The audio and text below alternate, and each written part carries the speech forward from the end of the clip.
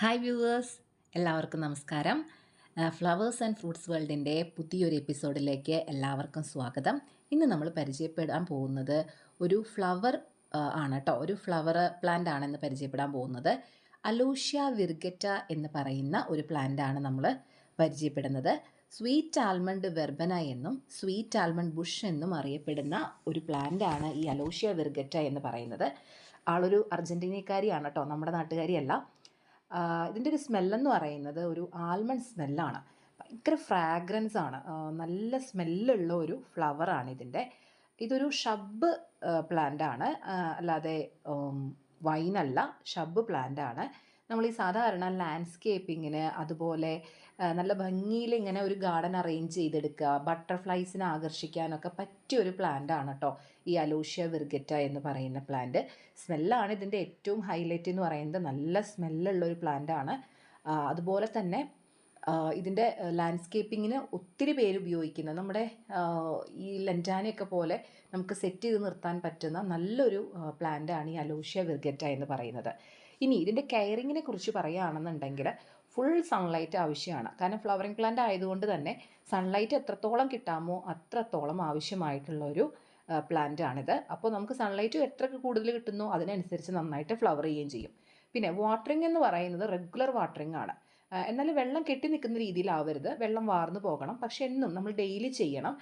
Dry ആകുന്ന പോലെ ആവരുത്. ഡ്രൈ ആയിക്കഴിഞ്ഞാൽ ലീഫൊക്കെ വാടാൻ തുടങ്ങും, പെട്ടെന്ന് പ്ലാന്റ് ഡാമേജ് ആവും. അപ്പോൾ വെള്ളം ആവശ്യമായിട്ടുള്ള ഒരു പ്ലാന്റാണിത്. അതുപോലെ ഇപ്പോൾ സോയിലാണെന്നുണ്ടെങ്കിൽ എല്ലാതരം സോയിൽസും നമുക്കിതിൽ യൂസ് ചെയ്യാം. പക്ഷേ നല്ലത് എപ്പോഴും വെള്ളം കെട്ടി നിൽക്കാത്ത, ഇപ്പോൾ ചെളിയൊക്കെ പോലത്തെ മണ്ണില്ലേ, അങ്ങനത്തെ ഒന്നും ആവാത്ത മണ്ണാണ് കുറച്ചുകൂടെ ബെറ്റർ ഈ ഒരു പ്ലാന്റിന് ചെയ്യാനായിട്ട്. പിന്നെ ഫെർട്ടിലൈസർ എന്ന് പറയുന്നത് ബാലൻസ്ഡ് ആയിട്ടുള്ള ഏത് ഫെർട്ടിലൈസറും യൂസ് ചെയ്യാം. അതായത് മൈൽഡ് ആയിട്ടുള്ളത് യൂസ് ചെയ്യുന്നതാണ് നല്ലത്. വല്ലാതെ ഹെവി ആയിട്ടുള്ള ഫെർട്ടിലൈസേഴ്സ് യൂസ് ചെയ്യാണ്ടിരിക്കുക, കാരണം കുറച്ച് സെൻസിറ്റീവാണ്. അപ്പോൾ അധികം ഹെവി ഫെർട്ടിലൈസേഴ്സ് ഒന്നും യൂസ് ചെയ്യേണ്ട. ബാലൻസ്ഡ് ആയിട്ടുള്ള ഫെർട്ടിലൈസേഴ്സ് സ്പ്രിംഗ് സീസണിലൊക്കെ കൊടുക്കുന്നതായിരിക്കും എപ്പോഴും നല്ലത്. പിന്നെ പ്രൂണിങ്ങിനെ കുറിച്ച് പറയുകയാണെന്നുണ്ടെങ്കിൽ ഇപ്പോൾ ഫ്ലവറൊക്കെ ഉണ്ടായിക്കഴിഞ്ഞാൽ ആ ഭാഗം കട്ട് ചെയ്യാം. പിന്നെ ഡെഡ് ആയിട്ടുള്ളതോ അല്ലെങ്കിൽ ഡാമേജ് ആയിട്ടുള്ള ബ്രാഞ്ചസ് ഒക്കെ ഉണ്ടെങ്കിൽ നമുക്കത് കട്ട് ചെയ്ത് നല്ല ഭംഗിയുള്ള ഷേപ്പിലൊക്കെ വെട്ടി നിർത്താനൊക്കെ പറ്റും.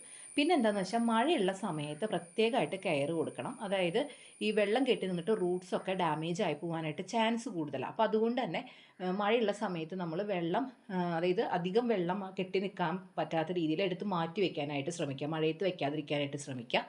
അതുപോലെ അധികം കേടുവരാത്തൊരു ചെടിയാണ്, വലിയ പ്രശ്നങ്ങളൊന്നുമില്ല, നമുക്ക് വളരെ ഈസി ആയിട്ടൊക്കെ മാനേജ് ചെയ്യാൻ പറ്റും. പക്ഷേ വെള്ളം നമ്മൾ അധികം ആവാണ്ട് നോക്കണം.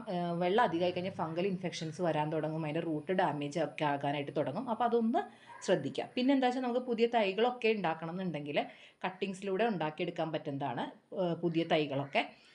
അപ്പോൾ അങ്ങനെയും നമുക്ക് പുതിയ തൈകൾ ഉണ്ടാക്കിയെടുക്കാം.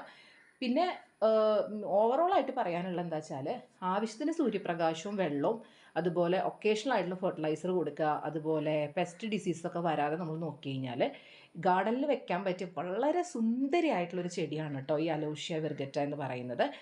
അപ്പോൾ ഇതിൻ്റെ പ്ലാന്റ്സ് നമുക്ക് അവൈലബിൾ ആണ് സെയിലിന്. റേറ്റ് വരുന്നത് 150 രൂപയാണ്. ഞാൻ ഡിസ്ക്രിപ്ഷൻ ബോക്സിൽ ഇടാം ഇതിൻ്റെ റേറ്റും കാര്യങ്ങളൊക്കെ. അപ്പോൾ അത് താല്പര്യമുള്ളവർക്ക്, ഓർഡർ ചെയ്യാൻ താല്പര്യമുള്ളവർക്ക് നമ്മുടെ വാട്സപ്പ് നമ്പറിൽ ബന്ധപ്പെടാവുന്നതാണ്. അതുപോലെ നമ്മുടെ ഗ്രൂപ്പിലേക്ക് ജോയിൻ ആകാനായിട്ട് താല്പര്യമുള്ളവർക്ക് അതിൻ്റെ ലിങ്കും കൂടെ ഷെയർ ചെയ്യാം. അതിലേക്ക് ജോയിൻ ചെയ്താൽ പുതിയ പ്ലാന്റ്സിൻ്റെ വിശേഷങ്ങളൊക്കെ നിങ്ങൾക്ക് അറിയാനായിട്ട് സാധിക്കും കേട്ടോ. അപ്പോൾ ഇന്ന് നമ്മൾ പരിചയപ്പെട്ടത് അലോഷ്യ വിർഗറ്റ എന്ന് പറയുന്ന പ്ലാന്റ് ആണ്. അടുത്തൊരു പ്ലാന്റുമായിട്ട് നമുക്ക് എത്രയും പെട്ടെന്ന് കാണാം. അതുവരേക്കും ബൈ.